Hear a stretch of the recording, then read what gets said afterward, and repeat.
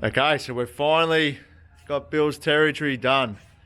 Obviously we've got to do a bit of powder coating to finish off the airbox, the intake, and just obviously give it a good clean up, but it's been through the dyno session now, so we'll run over everything that we've done to it. So it's running the Plasma Man Pro Series Plenum into their Pro Series intercooler kit, which unfortunately can't really see much in there, and it's got one of our stage 1 engines in it with we put a set of 195 inlet cam and a Crow 204 exhaust cam. One other thing that people will notice is the water meth, and this is something that I've been sort of drumming on for a while now. This car is a 98 octane car. That's what we're using.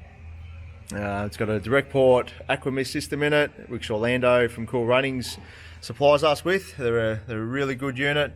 A little bit more expensive than the other ones out on the market, but mate, these things work exactly as you want them to. We only run 6 nozzles. In the past, we would run one in the inlet here for the cold side piping, but been having some issues with the throttle body where we were getting a lot of water back through into the motor, and it was just causing us some reliability issues. So we've now upped the system and just gone bigger on the jets, and now it's yeah, it's awesome. It works absolutely brilliant. So that's the FAV right here for it.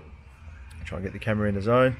And then you will see this little Mac valve here, which that controls our exhaust valve. So we've actually put a 3-inch exhaust dump in the exhaust, just so we can get the maximum out of this system. So this has a twin 2.5-inch Manta system on it, and it does start to give us some restrictions at around that sort of 560 sort of kilowatt mark. So we've put the valve on there so we can then get the maximum out of it, and it's just simply controlled with boost, that 6 pounder boost that opens up, and it's got a switch so we can actually activate it if and when we want to use it. So Bill, when he goes racing, he hits it, and when he's on the street he keeps it off, but you could drive it around normally without an issue. Turbo of choice now is a Borg Warner S369, so it's got the 69mm billet front wheel. Essentially these are like an EFR 9180, just with the old turbine wheel. They are a journal bearing, so most people will notice here there's no water lines. So a very basic sort of turbo setup, sitting on top of a 6-boost manifold, and using our preferred wastegates, which are the GFB EX50, which controls the boost perfectly. It does a really good job. We've also done a screamer in this thing, which hopefully you can sort of see it down in there. Try and get under there a bit better. It's hidden up in there, and then the dump valve is under there as well, so probably won't see much with not enough light under there, unfortunately, sorry. But at the start of our video, we were basically going to push the turbo which ATP builds us, but we ran into issues where the exhaust manifold, we feel, was causing us some restriction issues, and we just couldn't get the target. We promised Bill 600 kilowatts at the wheels. That was the plan, that was the handshake, that was the deal, and we couldn't deliver on that. So even though we wanted to achieve what we set out to do at the start, the build took a little bit of a left turn. In the last minute I just said, nah, not going to do what we wanted to do, and we pretty much just moved on. Got the manifold out off the stock, which we keep in house. Got a turbo organised, and yeah, voila, here we are. We've gone 975 in this exact same setup. The only really difference was that we're on E85 back in the day, and we had a CNC cylinder head. So there's no reason why we can't achieve similar results with some fine tuning and some track time. But yeah, pretty happy with the results. I think it's come up absolutely brilliant. The guys in the workshop, Jesse's done a good job on the engine as always, and Darian's done all the fab work on it, so they've done a really great job. So here we are, here's the figures. So the red line is the ATP turbo, and then the blue line is our Borg Warner. So you can see there, 556 kilowatts, 1,000 Newton meters for the little GD35, and then 606 kilowatts, 1,008 Newton meters.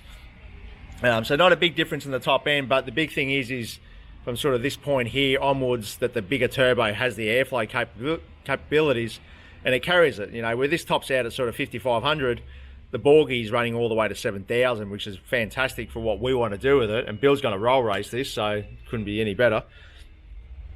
We do, however, lose quite a fair bit of torque off the very bottom. Quite a substantial amount too, you know, from like what is it there? So, what's that? It's called 310 Newton meters versus 400. So let's just round it off. Let's just make it 90 Newton meters different in the bottom as it comes on. So the little turbo on the street would actually feel more faster and zippier. However, for racing, the Borgies just runs rings around it. It's just better. So holds the power, lets us RPM it, lets us get the gear shifts exactly as we like them to be on the territories, and away we go. So this car was built to go roll racing and to do some racing, and that's what we did. We built the setup to suit. But if this was going to be primarily a street car that's not going to do any form of racing, then the little GT35 would actually be better off the bottom. But to be honest with you, the way it comes on, you probably would never notice it out in the road. So yeah, hopefully that's some good information that can help anyone out that's sort of looking into doing these sort of packages. These things are not cheap to do. As you can imagine, there's a lot of work involved. This has got the DSR, level 3 transmission we call it. So it's got the billet intermediate shaft, billet input shaft, the converter's modified, and obviously all their clutch packs and everything they do internally. Runs a true track rear diff in it. And for the sake of the dyno, because we couldn't get it to work on the four-wheel drive, we put our lock transfer case in it so we can run it on the hubs, which makes life a lot easier. So it runs a GJ driveline rear shaft, which is pretty cool. And then we've got the water meth tank in the back, which hopefully we can get it open there, which unfortunately is hidden by all of this. But yeah, that's the water meth tank, which is nicely concealed in the back. It's all coated black. And then we've got the water meth system in the car, which been a mess. I'm still in the process of finishing things off, but that's the Aquamist controller, and then here's the brains of it all. Once we finish this, we'll seal this all up and pack it away. It goes away beyond the dash, so no one has to play with it.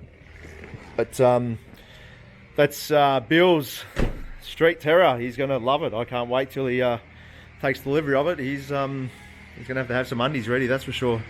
It's going to be one fast car. Looking forward to it. Thanks for watching, guys. It's always a pleasure doing these builds. It does take a lot of time to do these videos and try and piece things together in a manner that makes sense. And sometimes the builds just don't go to plan. So yeah, thanks again. We'll see you on the next build. Catch ya.